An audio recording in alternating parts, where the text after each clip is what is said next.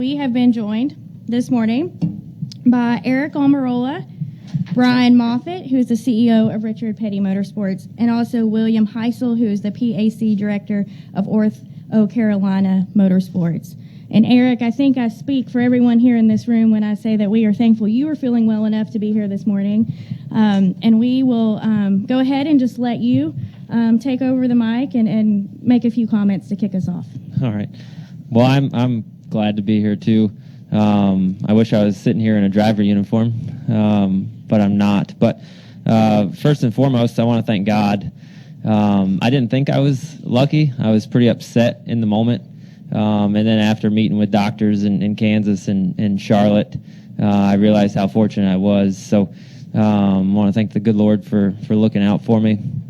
Thank all the docs and all of the staff at Kansas University Hospital. They treated me really well and did the best they could with the circumstances we had. The NASCAR medical staff and everybody that got to me at the race car, thank you for taking care of me and getting me out of the race car and taking all the proper precautions to get me out safely and make sure that I didn't have any other injury to my spine. To my team and everybody at Richard Petty Motorsports and all the guys on my 43 team and everybody that works at the shop, thank you so much for your support, and I really appreciate it. All of our sponsors, Smithfield Foods, U.S. Air Force, Fresh from Florida, STP, and Ford Motor Company, thank you so much for the support over the last 5 years. And, I think all the people and employees from each of those individual companies that have reached out has amazed me. And so the support that I've gotten from our team and from our sponsors has been really uplifting. To all my fellow competitors that reached out, I'm taking an IOU on all the plane rides that everybody offered from Kansas back to Charlotte, and we'll bank on those here coming up soon. I think I've got a prescription to go to the beach, right? So we'll turn in those, and to all the fans that have reached out, either to the race team or to our fan page, and that have written notes. Thank you so much for your support. It really does mean a lot, and it is uplifting when you're sitting on the couch to sit and read through some of that stuff. So thank you, and to my family, and especially Janice, thank you so much. Janice, my wife, she has had to be super mom for this last week and super nurse and dealing with all of the things that come along with breaking your back. I would have never known that it would have been this complicated. If I did, I wouldn't have broke my back. So it's I can't even begin to tell you the complications that stem from this. But my wife and my family have been amazing through it, and we'll just continue to get through it. All right. We are going to go ahead and open for questions. Just a friendly reminder, we do have another availability that will start at 11:30, so we have approximately 20 minutes to get as many questions as we can. I know everyone will most likely have questions for the gentleman here at the table, so please raise your hand and we'll take as many as we can. We're going to start with Jim Utter. Jim Utter, motorsport.com. Hate to ask you could kind of relive what was a painful incident. Yeah. But could you talk a little bit about what actually transpired that got you involved in that accident, since you were quite a bit far away before it transpired? Yeah, I rewatched the replay, and I was actually, if you put the replay in full speed, I was just shy of 2 seconds behind the accident. So in race car driver terms, that is a long way, and I should have missed the wreck. But I committed to turn one when I got there. The cars that I was racing around went to the bottom, and so I committed to the very outside lane. And simultaneously, when I committed to the outside lane, I saw the accident up ahead, and they came across the racetrack very abruptly and went into the outside catch fence. And I immediately knew that they were in my line of path, and so my car was loose into the corner all night anyway. But I was entering the corner. I saw the wreck, was very aware that the wreck was there, and I got on the brakes and turned the steering wheel to the left, and my car got loose. And the next thing I knew, I was on oil or water or something, because my car wouldn't slow down. It wouldn't steer. I felt like, from that point, I felt like my car was on railroad tracks, and I was just headed straight for the wreck. Like, there was nothing I could do. And I've been doing this for a long time, and I feel like I've always been, able to miss wrecks, especially from that far back. And I watched the replay, and I feel like an idiot even being involved in the wreck. But there was honestly nothing I could do. My car was on ice. And when you watch the replay, it looks like I'm going way too fast, and I am, because my car wouldn't slow down. I had no grip. And I assume that when Danica's car blasted the outside wall, that it must have knocked the radiator and oil and stuff and got it all in the outside groove, and it run down the racetrack, and I was in it. So that's how I ended up in the wreck, and I knew it was coming. I saw it. I braced for the wreck, and immediately when I hit Joey's car, I felt pain in my back. It felt like somebody stuck a knife in my back. And then I realized that my car was airborne because I could see the asphalt. And when it came back down, it felt like somebody took that knife and just twisted it up in my back. So I don't know. I've met with NASCAR, and obviously I've met with a lot of doctors, and I don't know what exactly caused the fracture in my back. I don't know if it's the frontal impact or the vertical. Both were big impacts, but nonetheless, I was in the wreck, and I broke my back. So I am really thankful looking back on it and watching the replay. I'm very, very thankful that that's the only thing that happened in that wreck, is that I got a broken back. I think if Joey's car would have been 3 feet more down the racetrack and I would have hit him in the door number, that would have been very violent, and I think Joey would have been seriously injured. And then obviously seeing Danica's car on fire, if I would have got into the back of her and run into her fuel cell or something like that, that could have been a lot worse than it was. So for all relative circumstances, I guess things worked out the best they could. All right, we're going to go to Tom, and then Lee, Jeff, Bob. Hi, Aric. Tom Jensen, FoxSports.com. Do you have a timetable for your return? So I've worked with my doctors down in Charlotte, and obviously Dr. Bill Heisel here, and we're working on it. But everybody's telling me that with this type of fracture, it's 8 to 12 weeks. So I'm not happy about that. But Dr. Corrick in Charlotte advised me that this is nothing to mess around with. Definitely need to make sure that this is properly healed before I get back in a race car. Getting back in a race car 2 weeks too soon is just going to add 2 more starts to my start column in the stat book. But if I were to get in another similar accident and not be properly healed, you're talking about potentially being paralyzed from the belly button down. So I'm not going to risk that. I've got a lot of baseball to play with my son, and I'd like to dance with my daughter one day at her wedding. So I'm not going to risk it. So whenever the doctors clear me, I'll be ready to get back in a race car. All right, Lee, go ahead. Lee Spencer, Motorsport.com. Talked to Dale Jr. yesterday, and he said that you described the springs as coming out of the car, so when you came down on impact, there was nothing to break the fall. Is that accurate? Yeah, I think so. I don't know that the springs didn't actually fall out of the car, like disappear, but I think they come out of the spring buckets. The springs are actually tethered in, but when the car came back to the garage area, the springs were not upright in the spring buckets. And so I think I'm not 100% sure, and NASCAR has reviewed the video, the R&D Center has, and there's nothing showing that the springs are physically out of the car upon impact with Joey's car. But when the car came back down, it violently hit on the left side frame rail and the left side jack post, and the R&D Center shows that as well. So I think that violent drop from 6-7 feet in the air, coming down and hitting the left side jack post and the left side frame rail there, just put all of that energy right up through my back. I mean, I can tell you that at Martinsville, when we run really low frame heights and really low air pressure, when they drop the jack on the left side, it's violent on a pit stop. And so I'm fairly confident that dropping a car from 6 feet in the air down onto the left side jack post is a very big hit. All right. Jeff, go ahead. Jeff Gluck from jeffgluck.com for Brian.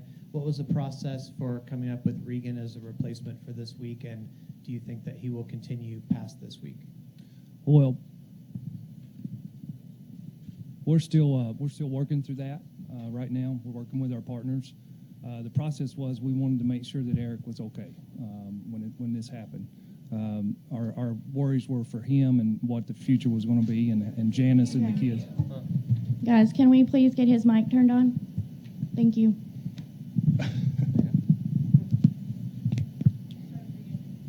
Okay.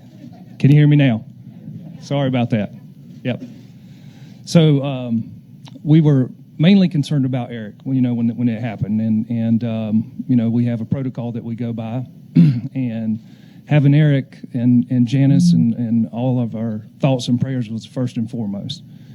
And the process that we had is when we got back to North Carolina, the King and Drew and Aric and I sat down and come up with a list of people that after we knew what the diagnosis was, and we're still working through that with our partners. So as soon as we know for the future, we'll be letting you guys know that. But right now, we're thrilled that Regan's going to be in the car for this weekend.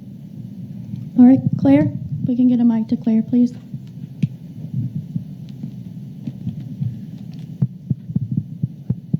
Claire B. Lang, Sirius XM NASCAR Radio. I have two questions. First, did you ever really, as a race car driver, think about something like this, or do you put it out of your mind? How do you deal with it?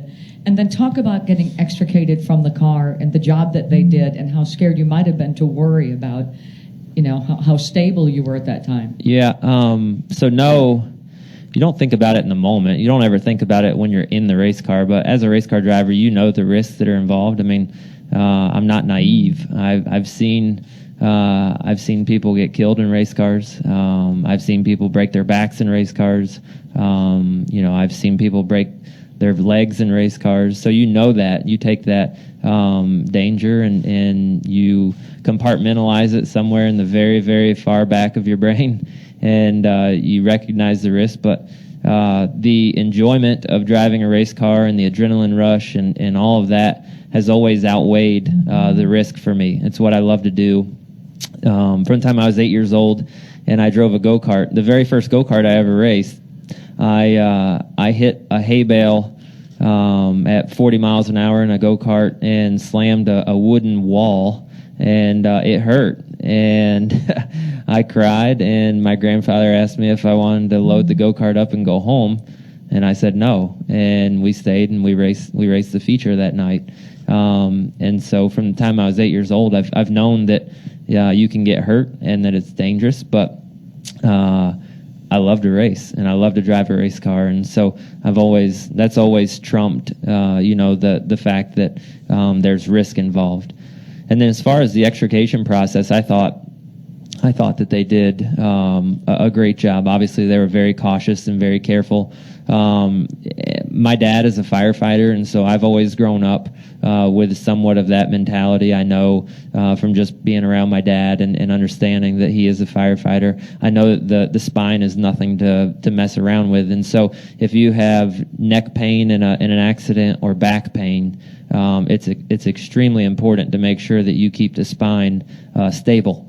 And so I knew right away that I had a severe amount of back pain, like an unbelievable amount. And I'll touch on the fact that I've gotten a lot of questions about everybody thought I was okay because I instantly dropped the window net. Well, I saw Danico's on fire, and when I got in the accident, I got this intense burning sensation in my back, coupled with the pain. And so I thought I was on fire. And so I was panicking a little bit, trying to get my window net down and get my steering wheel off to get out of the car. I got my window net down just based on pure adrenaline. I got my steering wheel off, and when I went to throw my steering wheel up on the dash and I extended my hands out in front of me, that pain intensified even more, and I knew I had a problem, and it kind of took my breath away. And I kind of looked around while I caught my breath and realized that I wasn't on fire. So I just sat there and waited because I knew I had a lot of back pain and I needed to get help getting out of the race car. And then as they got there and I explained what my conditions were and where the pain was coming from, they went through all of their proper protocol to get me out of the car safely without moving my spine and stabilizing my spine. All right. I believe we could get a mic to Bob, please. And then we'll go to the back. Bob, go ahead. Bob Hawkers, ESPN. Aric, when you say 8 to 12 weeks, it pretty much means you won't make the playoffs. Is that the way you view it? And does that take any of the maybe incentive to try to rush back that you won't? No, not really. I think the incentive to make sure that I can run around in my front yard with my kids is enough for me to not rush back. I'm going to listen to the doctors. You know, I'm young. I've got a lot of life ahead of me. I've got a 4-year-old and a 3-year-old at home. I'm not going to do anything stupid to rush myself back in a race car and risk not being able to feel anything from my belly button down for the rest of my life. So that's most important to me. You know, being out 8 to 12 weeks and not having a chance at the playoffs, obviously that stinks, especially coming off of Talladega. And when we left Talladega, we were only 1 point out of being in the chase. So I hate it for our race team, for all the guys at Richard Petty Motorsports that work so hard, especially over this off season. A lot of the change and things that we went through to get back on track and perform at a higher level again, and to have this happen and sort of derail all of the momentum that I felt like we and progress that we had made is tough. It's tough to swallow for sure, but it's it's fate or whatever, and there's nothing I can do about it. I can't go back. I can't change it. So we'll have to figure it out and move forward. And I'm not going to rush to get back in the car, just because playoffs are on the line or anything like that. I'm going to make sure that I'm properly healed before I get back in the race car. All right, go ahead.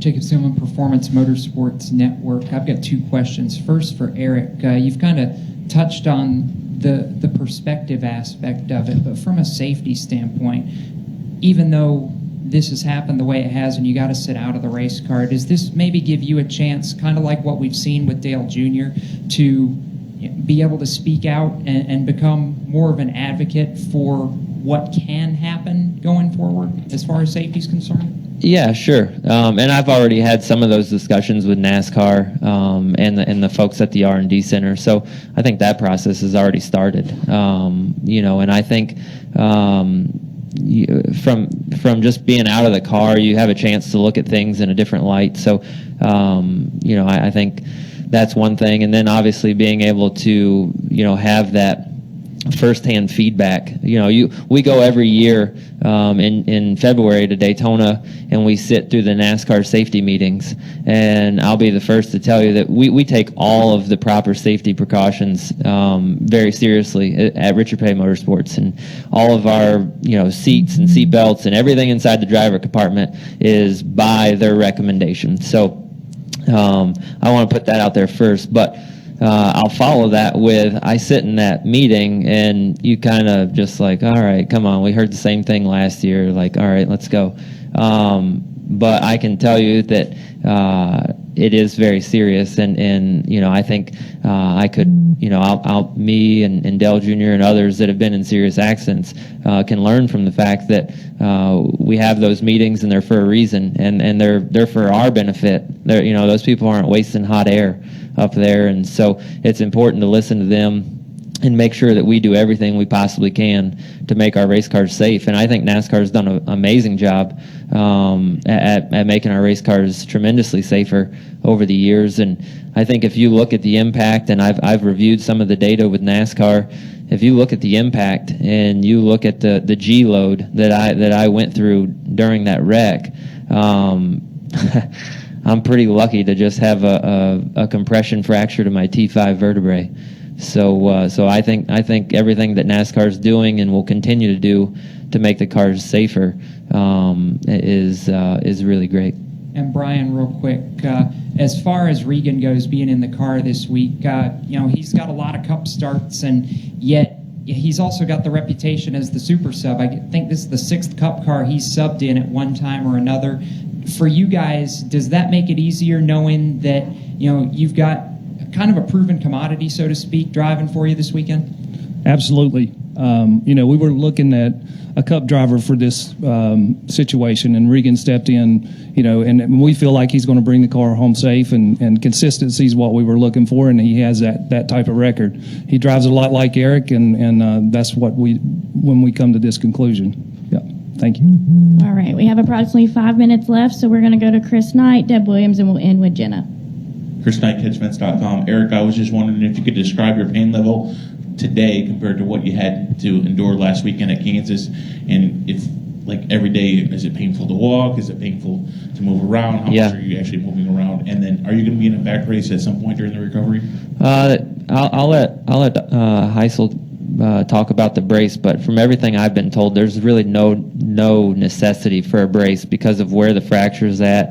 It's supported by the rib cage and the sternum and the vertebrae above and below. So I have not been fitted for a brace or anything like that. I don't think there's going to be a reason for that. As far as the pain, it's pretty bad. Immediately, on a scale of 1 to 10, if 10 was excruciating, it was a 9.5, and it slowly got better, and then for whatever reason, the last couple of days, it's creeped back up. I've been trying to get off the pain meds so I could sit up here and talk to you and not look drunk. I've not taken any pain meds in the last 48 hours, so I've been trying to get off of those, and as I do that, the pain does intensify. For me, I think the most challenging part is just never getting comfort or relief. Like, I've broken other bones, and I've broke my leg in several places in my tibia and fibia. I've broken my shoulder blade. I've broken a lot of things, and as long as you immobilize it and you can sit on the couch and raise it up, and it doesn't really hurt until you get off the couch and all the blood rushes to it, and then it throbs. But with this, it's constant pain all the time, and the only thing that gets relief is constant change. So if I sit for too long, I got to stand up, and stand up. When I stand up, it feels better because it elongates the spine. If I stand for too long, it starts to hurt, and then I got to sit down. So I'm constantly changing position, and nothing alleviates the pain. And then sleeping has been really challenging because laying on my back and putting pressure on my spine on my back hurts. Rolling over onto my side hurts. Either side, it hurts. Rolling over in the bed, I have to roll over like a mummy. I can't really separate my shoulders and my hips because if you think about it, you see people before they start to work out in the gym, and they put their elbows out and twist, from their hips, and they twist their shoulders, and it pops their back or loosens their back up. Well, with a broken back, I can tell you that separating the axis of my shoulders and my hips is really painful. So rolling over in the bed or getting up and just like to get out of the chair and walk away, everything is a very deliberate movement to try and avoid that sharp pain. But the dull ache is constantly there. All right, we'll go to Deb and then end with Jenna. Deb Williams, RacingToday.com. This is for Bill Heisel. How does Aric's injury compare to the compression fracture that Denny Hamlin had, and also Tony Stewart's injury? And also, how will his healing progression go and therapy that he might undergo in order to help it? This fracture is at a higher level than the injuries that Denny sustained or that Tony sustained.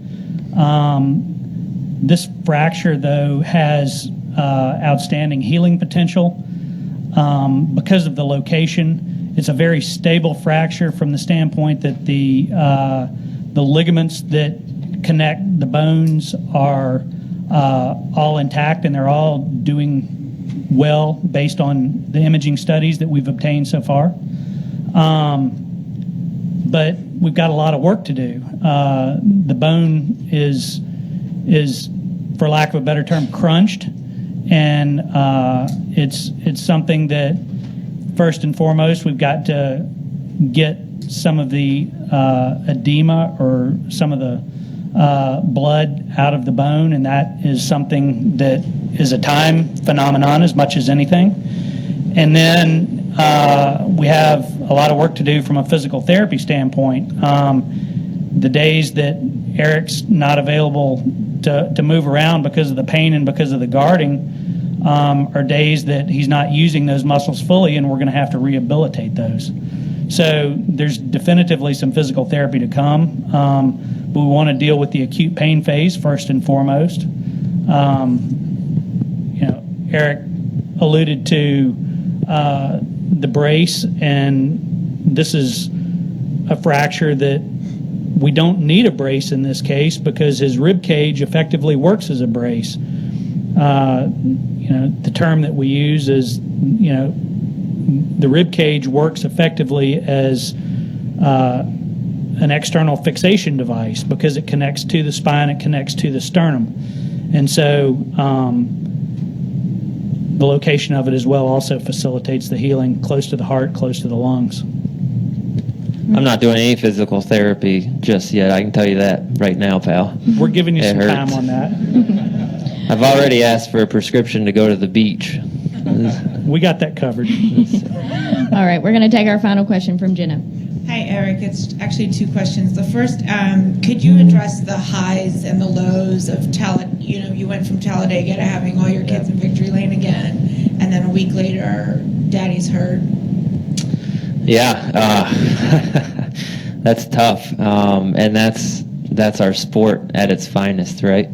The emotional roller coaster that you go through as a NASCAR race car driver is unlike anything else. I think in every other professional sports, every weekend you either win or you lose, but in NASCAR, you have to identify what success is, not always by winning or losing, because there's so many more losers than winners, right? And so throughout the year, I feel like this year's been, a better year for us. We've seen progress. We've seen momentum, and everything was looking so good.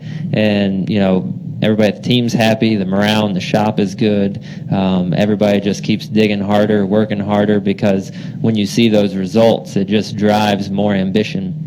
And so, to go through Talladega and have such a great weekend there, to win on Saturday and have Janice and the kids in Victory Lane with me, and then to have a great run on Sunday, and then, literally 7 days later, to be on a helicopter headed for the hospital.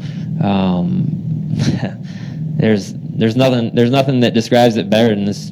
That's our sport, right? We one day you're a hero, one day you're a zero, and although I don't classify myself as a zero just because I broke my back, but I think it does. It messes with your emotions, and that's where I'm fortunate that I have faith that keeps me level. My second question is, there was a lot of debate on social media about the image taken of you getting out of the car. I was wondering what your thoughts were about that. I'm pretty pissed off about it, to be honest with you. I'm glad you asked. I wasn't going to talk about it unless somebody asked, but I think that is extremely unprofessional of them. They have no medical expertise whatsoever. They had no idea what was wrong with me. They didn't know if I was bleeding to death. They didn't know if I was paralyzed. They didn't know anything.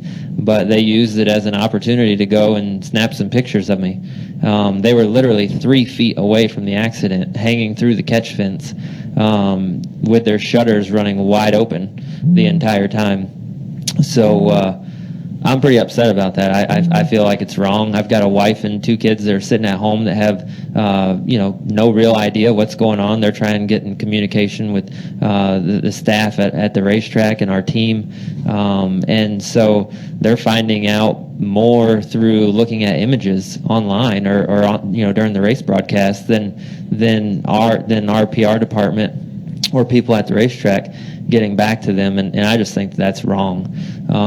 I was obviously in a very vulnerable situation, and I'm disappointed, to say the least. I think if they got $500 for selling it for USA Today, I hope they enjoy that $500, because they had no idea when I got pulled out of the race car if they were going to see a pool of blood all over my uniform. They didn't know if my legs were going to be attached. They didn't know any of that, and they were just sitting there with their shutters flying wide open. So I just think it's extremely unprofessional.